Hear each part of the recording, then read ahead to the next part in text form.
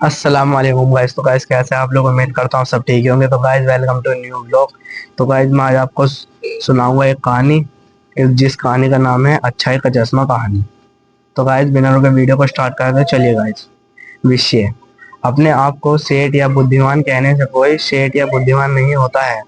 सेठ वही होता है जिसे अन्य लोग सेठ कहें। तो चलिए बिना रुके कहानी को स्टार्ट करते हैं। तो चलिए।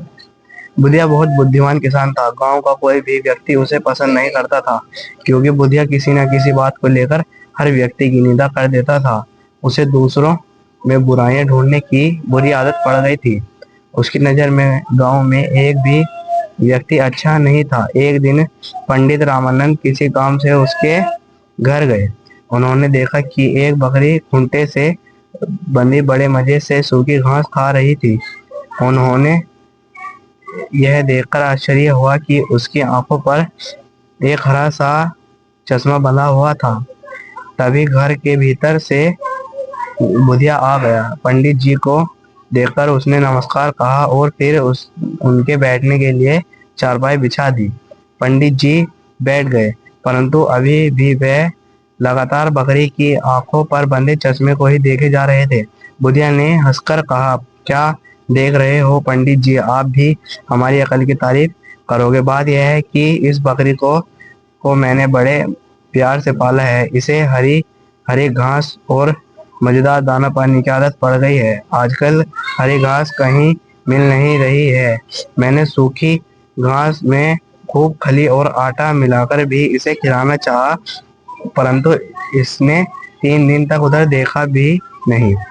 भोगी बकरी को देखकर मुझे बहुत दुख होता था, परंतु कोई उपाय नहीं दिखाई देता था। अचानक मुझे एक उपाय सूझ गया। मैं बाजार से एक एक बड़ा सा हरे रंग का चश्मा खरीद लाया।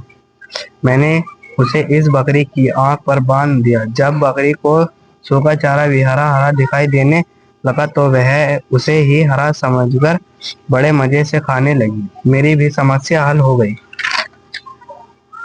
पंडित जी ने बुधिया की बुद्धिमानी की बहुत प्रशंसा की और धीरे से कहा, बुधिया अगर बुरा ना मानो तो एक बात कहूँ। हाँ हाँ पंडित जी कहिए, आप जो कुछ कहोगे मेरी भलाई के लिए ही कहोगे। बुधिया ने कहा।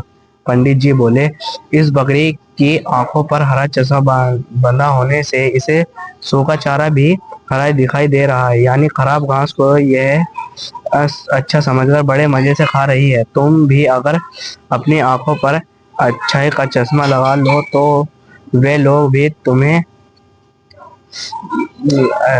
अच्छे लगने लगेंगे जो आज तुम्हें बुरे दिखाई देते हैं। तुम्हें गांव भर में सब बुरे ही बुरे दिखाई देते हैं।